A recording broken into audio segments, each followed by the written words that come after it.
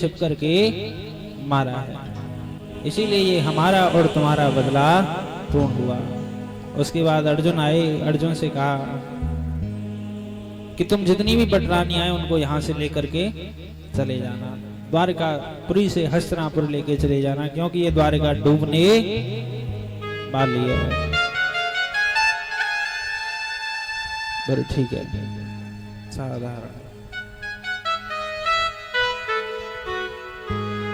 और ठीक है प्रभु जी, मैं अच्छा, अर्जुन के मन में अभिमान था, क्योंकि गांडीव धनुषधारी था अर्जुन, और अभिमान तो भगवान जाते जाते नष्ट करते हैं।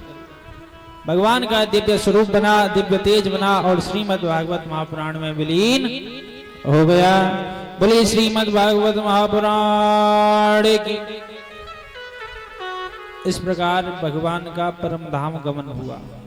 अर्जुन दौड़े दौड़े आए, सभी से कहा प्रभु नहीं रहे, पटरानियों से भी कहा, सभी लोग लेकर के जाने लगे, रथों में विराजमान होकर के सभी रानियों को लेकर के जैसे ही चलने लगे, तो रानियां जब चलने लगी तो रास्ते में भील आए और भीलों ने उन रानियों को लूट लिया अर्जुन से।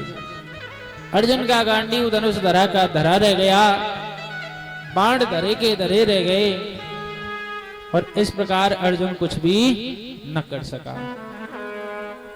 अर्जुन की तब समझ में आया कि मैं तो कुछ कर ही नहीं रहा था, सबके सब हैं कराने वाले, बाण को चलाने वाले भी वही थे, भीष्म पितामह को मारने वाले भी वही थे।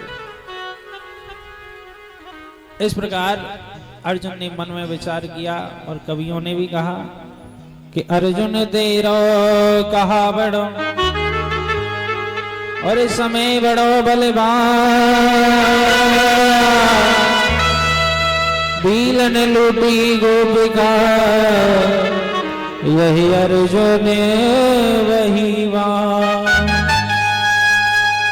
बोले वही अर्जुन है ये जो कभी गांडीव धनुष चलाया करता था, बड़े से बड़े शत्रुओं को वीर गति प्राप्त करा देता था, और आज इसने छोटे मोटे भीलों से मात खा ली।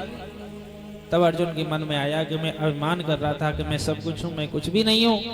इतना विचार करके अर्जुन हस्तिनापुर आए, और हस्तिनापुर से जाने के बाद उन्होंने भी अपने प्राणों का त्याग कर दिया।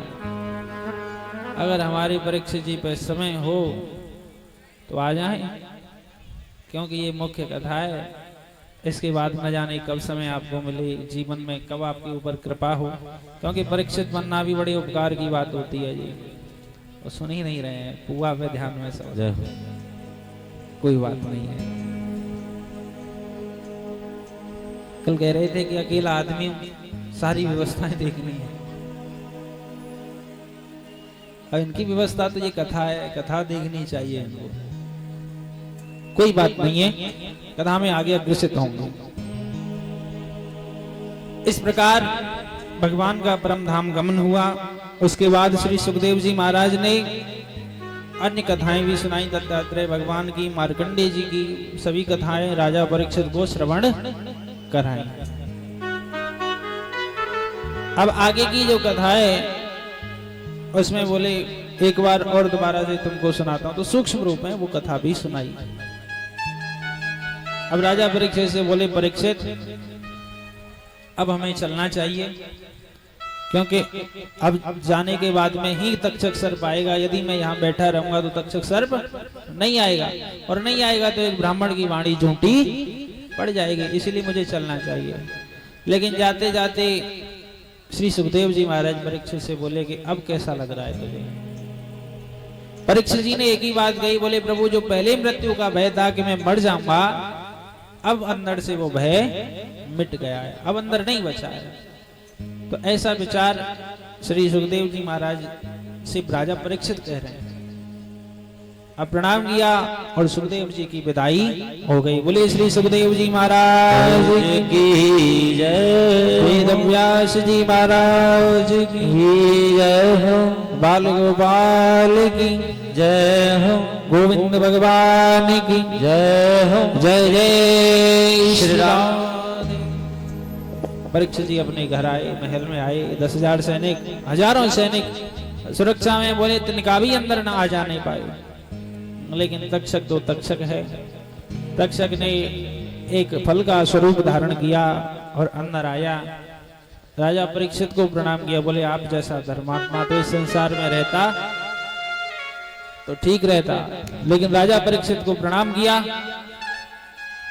और काटा और राजा परीक्षित का उद्धार हो गया। बोले परीक्षित जी महाराज की जय हो।